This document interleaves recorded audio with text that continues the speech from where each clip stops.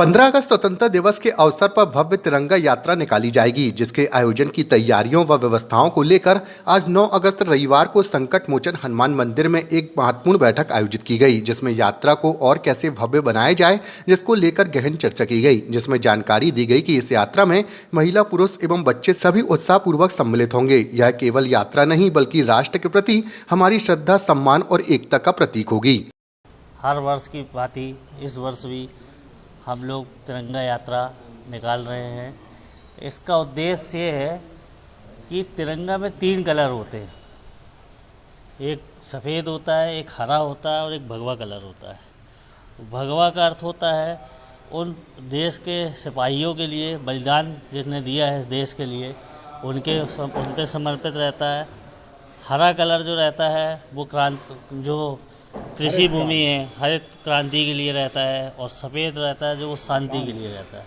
और उसमें जो चक्र रहता है उसमें 12 तिलियाँ रहती हैं, और 12 तिलियों का मतलब है वो निरंतर चलती रहे। जब तक वो चलती रहेगी इस देश भी चलता रहेगा, और वो रुक जाएगी मतलब आदमी का ख़त्म हो जाएगा आदमी। ये देश की भावना लेके हम लोग हमेशा तिरंगा यात्रा निकालते हैं कि लोगों को देश प्रेम की भावना लोगों में जागृत रहे, इसलिए तिरंगा यात्रा हर वर्ष निकाली। विगत कई वर्षों से आधार ताल से रद्दी चौकी की तिरंगा यात्रा निकाली जाती है, और यह तिरंगा यात्रा जो है पूरे देश में हमारी ख्याति प्राप्त की हुई है।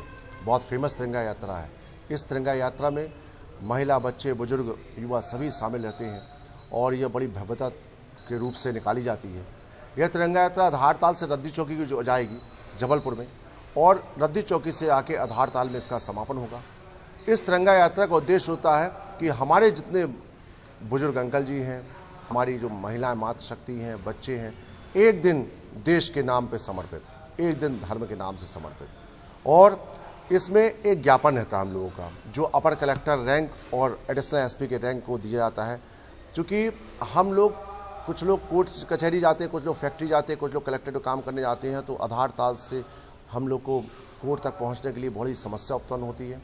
तो राज्य शासन से हम लोग की मांग रहेगी कि एक रद्दी चौकी से लेकर कोर्ट तक के लिए एक फ्लाईओवर तैयार किया जाए, जिसमें सुलभ व्यवस्था हो। इस प्रकार से हम तिरंगा यात्रा हजारों की संख्या में निकाली जाएगी, जो एक